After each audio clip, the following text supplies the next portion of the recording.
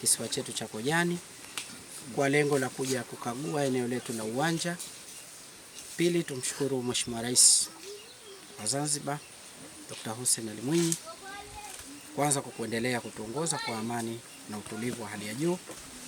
Pili, tumpongeze na tumshukuru sana sisi wananchi wa Kojani, sababu sisi wananchi wa Kojani Mheshimiwa Rais ametupa fursa kubwa sana.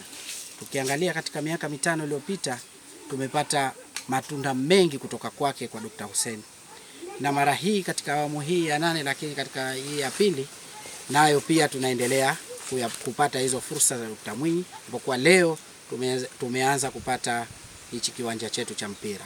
Tulikuwa nayo pale hospitali, sasa hizi tumeanza kituo cha afya, kiko hatua mzuri, na tunaendelea sasa katika hivi viwanja vya mpira, na tunategemea kiwanja hichi kitakuwa kina standard ile inayojulikana kama ile ya FIFA na vile vya viwanja vya Afrika. Kwa hiyo hilo tumshukuru, na pia naendelee kuwashukuru wizara kwa kuona ipo haja sasa na Kojani nako kuletwa viwanja hivi kama vilivyoko maeneo mengine. Kwa hiyo hii imetupa fursa sasa na sisi kuona tunaenda katika kuwa na wilaya kamili. Mheshimiwa Rais tulimuomba kipindi kile nakumbuka tarehe 7 alipokuja katika kampeni, tulimuomba mambo mengi ikiwemo moja la kufanyia viwanja vya michezo, na jengine tuko watu wakamuomba, wananchi wakamuomba basi tuende kwenye wilaya ndogo. Kwa hiyo pia hili tunamshukuru kwa kulitekeleza na tumeona jitihada zake. Kwa hiyo tumeanza na hili la kuwa na viwanja pamoja na kituo cha afya, na nategemea kila tukienda mbele na mengine yatakwenda. Kwa hiyo hilo tuwashukuru, na niwaombe tu kwa sisi wilaya ndogo pamoja na wilaya kwa ujumla, tutaendelea kushirikiana na nyinyi kuhakikisha kama hili jambo linapatikana kwa wakati. Na kumpongeza Mheshimiwa Chande ambaye kwa sasa ni naibu waziri wa utalii na maliasili wa Tanzania.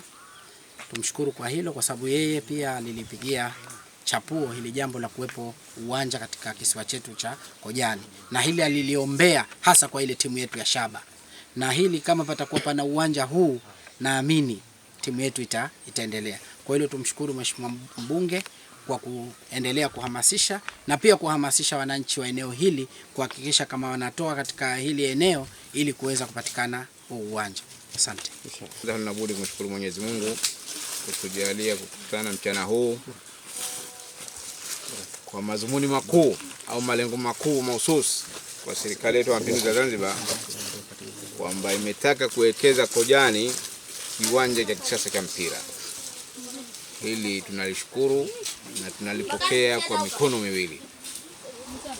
Mkandarasi tunamuomba kwa Kojani hii, kwa sababu tushafanya miradi, tunapungua changamoto.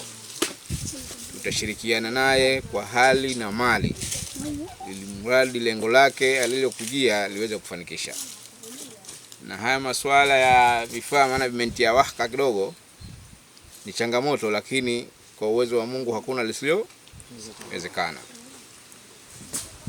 Tuombeni, tumewapokea, na tafsiri yetu ya hili msije itoa vibaya.